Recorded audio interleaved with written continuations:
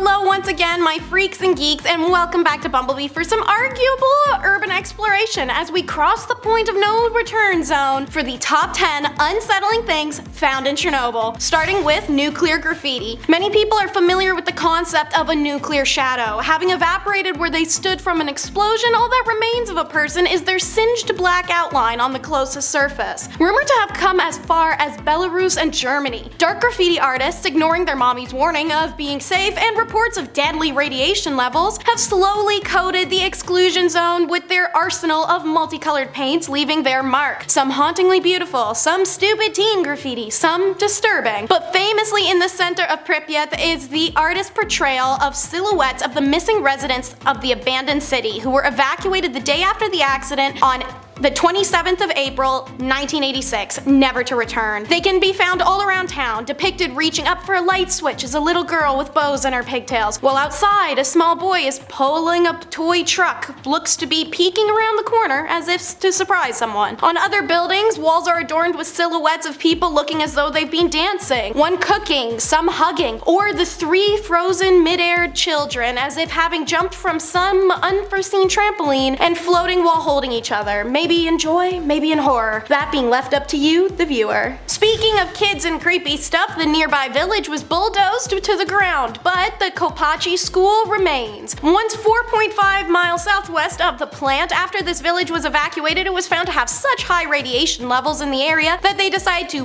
bulldoze everything in Kopachi other than the elementary school and bury it all in the ground. Boom! Problem solved. Beers and home time, gentlemen. Yeah, I guess unbeknownst to those who made this decision, burying radioactive materials results in, let me see, their radioactivity leaking into the ground. Now the radioactivity of the buildings has become part of the soil and water table, making the region uninhabitable for generations and generations. Over 20,000 to be precise. Good work, guys. The surviving school is an attraction for ruin photographers and urban explorationists alike, who have captured eerie images of old toys, school materials, dolls, and stuffed animals 3 decades on from the meltdown. Radioactive romanticization. It's the Stalkers. This bizarre subculture has Russian and Ukrainian experts trying to figure them out in the fanciest of ways. Technical mumbo jumbo about how they were born out of the suppression and oppression of Soviet society, with the influx of American-style commercialism that helped breed corruption and then economic crisis and the interest in decaying society and anarchy. Yeah, guys, it's just a bunch of, smoking adults and young adults who are fascinated by urban exploration and happen to be living near the best and the coolest possible location for it. So you can grow an extra sum while cosplaying steampunk characters. You're in Chernobyl, who cares? The more the merrier. In short, Stalkers, the acronym stands for scavengers, trespassers, adventurers, loners, killers, explorers, and robbers, are the name for a group of individuals who entered the 621 square mile exclusion zone illegally, apparently for their own morbid curiosity, and I don't blame them. It's a pretty cool hobby to have. It was more legitimized in 2007 when Ukrainian programmers introduced Stalker, a post-apocalyptic first-person pew-pew video game that takes place in the virtual exclusion zone around Pripyat and Chernobyl. It sold over 5 million copies worldwide and had 5 sequels. Profit from tragedy, everyone, get with it. It sounds scarier than it is. The Bloody Red. My bad for titling this segment the way a 90s sitcom would title an episode where the youngest female character in the ensemble finally got her first period in some kind of weird or embarrassing way. It's been 35 years since the big boom at Chernobyl power plant, but according to a study that began in 1991, the organisms responsible for decomposition and replenishing organic matter are presenting symptoms of radioactive contamination, meaning they cannot replenish nutrients as they did before, and now decay has actually been stunted, the same as growth. If they want to unstunt that growth, may I recommend Ontario Farm Chicken, so full of estrogen it pushed my entire 4th grade into early puberty. The most famous example is the pronounced phenomenon dubbed the Bloody Red Forest, which is a set of woodland where all the pine trees, I guess, crapped their pants on color theory and became a blood red color right after the meltdown. Still no luck seeing a tree for all my red-green colorblind people out there, I guess. Haha. Anyways, the most disturbing aspect of the Bloody Red Forest is that even after 15 to 20 years after this catastrophe, the trees won't decay, when most had already straight up rot into dust within a decade of being on the ground. Science, the give and take. They left a pile of dirty laundry. Yeah, that's it.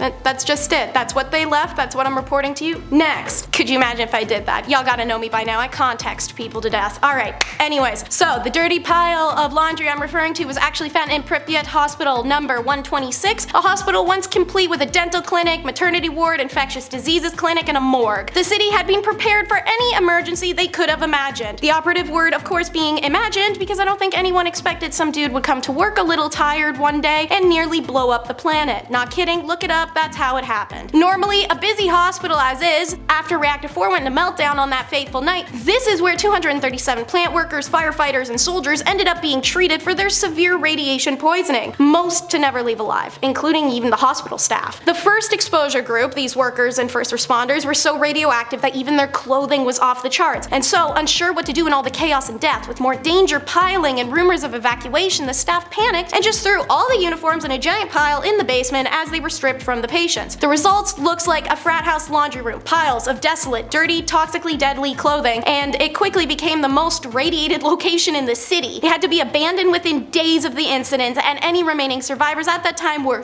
hustled over to Moscow. And speaking of hustling, they wasted no time in returning home. It's the Babuska Baddies. According to Telegraph, the Soviet government evacuated 1,600,000 people after the accident at Chernobyl, eventually resettling most of them in apartments outside of the exclusion zone. Not that it's better there, they've still got glowing cow's milk out that way, but hey, if it can't be Prada, it might as well be Primark, you know? But some residents of the smaller villages weren't interested in leaving, and naturally, you guessed it, they're crotchety old people who are stuck in their ways. They'd survived through Joseph Stalin and the Yahtzees, they weren't about to run away from a little bit of spicy air. The government objected, but what could they do? Have you ever tried to give orders to someone's grandmother? So about 1,200 people known as self-settlers have moved back into the exclusion zone, some within months, others within years following the disaster. Most of them were over the age 48, and a handful that still survive today are 80% female. It's not like the self-settlers don't understand the risk. These grandmas have had it mansplained to them in a million different ways. They know the soil is contaminated, they grow food in it anyway. They know not to eat the meat from the animals raised there, they raise chickens and hogs despite it. Try to tell them otherwise, get hit with a clog. Many of them are in their 70s or 80s and they're still mostly healthy, so that's all the anecdotal evidence they need to tell you to F off. That and just being tough, stubborn old ladies that earn them the affectionate nickname Chernobyl Babushkas. Probably they just beat the radiation off with a broom whenever it gets too close or pour some Polinska on it. A fascinating story that's up to you to believe revolved around fans of Call of Duty 4 and a few other video games may recognize this park from maps available for online play. The Chernobyl Amusement Park, or Park of Culture and Rest as it was officially titled, was never used by the residents of the city as it was due to open on the 1st of May, 1986, which is just 5 days after the accident. It feels like such a joke. Containing a large Ferris wheel, bumper cars, a parachute ride, a shooting range, and more, these rides now sit rusting in grass and shrub growing through the cracked concrete and enveloping the rotten metal, having only ever seen one day of use. On April 27th, the day leading up to the evacuation of survivors, the rides were turned on and put to use to help soothe those during the disaster. But few people know that entertainment was also brought in from a surrounding area. The story of Eerie was voice recorded by Reddit user Jake in Finland. Eerie, a classically trained musician, is blind and has multiple ailments resulting from his short visit in Chernobyl. As the disaster commencement occurred, I was state-sponsored musician/dance troupe. Our gathering was immediately enlisted by the government to calm the village's people in Pripyat and the surrounding areas. Mere hours after the meltdown commenced, our bus entered the exclusion zone. We were told not anything, and the soldiers made it forbidden for speaking with the village people. Imagine not knowing a disaster taking place, yet seeing the strange workings of radioactivity all around. Everyone was sick and evidently dying, yet quarantined and not allowed to leave the zone. Some believed the world was ending, and we were all resigned to the fact that we will certainly perish. The soldiers have masks and weapons, but I could see the fear on his face too. As the dead men and women, we gave our best musical and dancing performances ever. Yuri goes on to describe their performances, the final being a ballet by a young girl whose hair begins falling out as she dances and her nose begins to bleed. When the children went to offer her flowers, Yuri says he realized not only had their hair and teeth been missing, but they almost glowed in the darkness. Yuri makes a daring escape that night, climbing out of a window and hot-wiring a car. He funnels gas from other vehicles and goes straight to the airport for Finland. I began missing my vision during my flight, and by the time I escaped the USSR, I was blind. I am the the only musician who lived. Shout out to Yuri, man. If you're an animal lover like me, you may be concerned over the Animals of Chernobyl. If you ever watched The Simpsons, then you may have an idea that nuclear animals have lots of eyes. Funny thing about that though, not only do many animals living near Chernobyl not have lots of eyes, they also don't have multiple heads, 12 rows of razor-sharp teeth, or extra kneecaps. Scientists around the world were completely surprised to find that the wildlife in the exclusion zone had come back much sooner than predicted, and life seemed to be doing well considering the circumstances. Sure, just a decade after the explosion, the wild animals and even the domestic ones left behind were indeed having babies with major birth defects such as multiple heads, muzzles, legs growing out their back, weird stuff. But it's been 30 years since Chernobyl, and fun fact y'all, but mutations in the wild don't proliferate because those mutated animals don't survive for more than a few days before something smokes their ass food pyramid style. You think a lamp homie with 2 faces and 5 legs has the brain activity to figure out how to run from a coyote? In fact, according to Slate, the animals that live in the exclusion zone mostly don't have any physical abnormalities at all, and The Guardian states that at most they often carry increased levels of radiation in their fur and just don't live beyond the age of 6. An endangered horse has been released here and is thriving, cat colonies are cared for by the Babuskas, and the dogs have packed and bred with local wolves. So yeah, to quote Jeff Goldblum,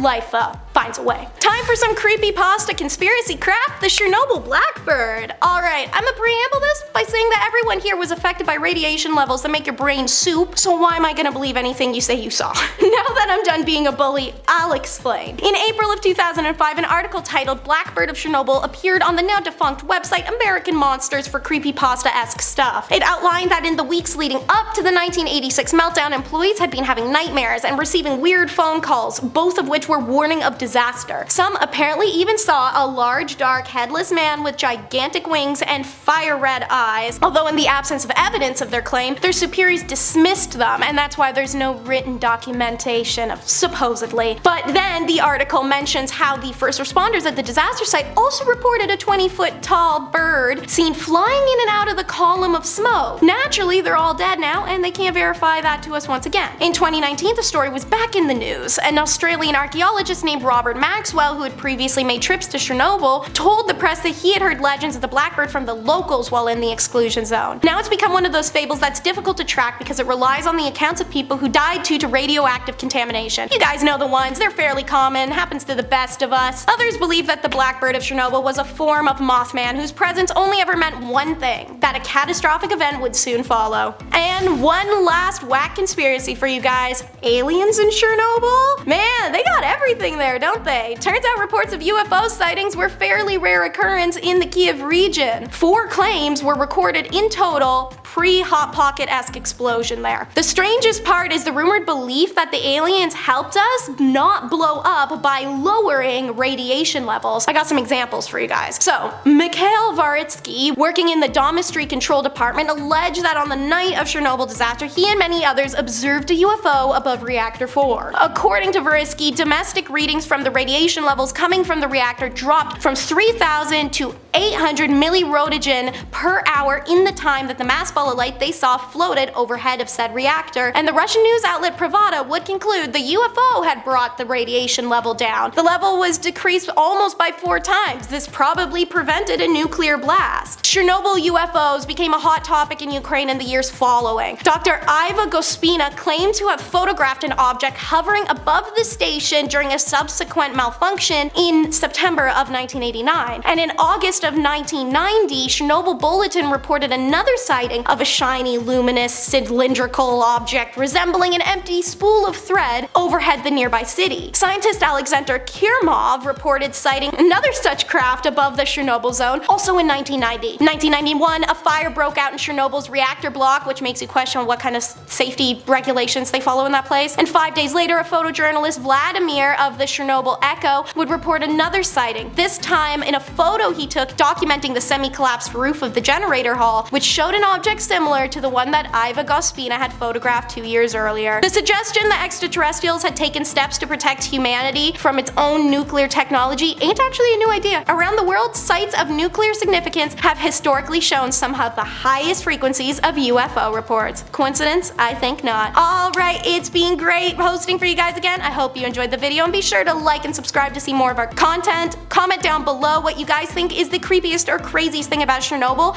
or what else you want to see from us.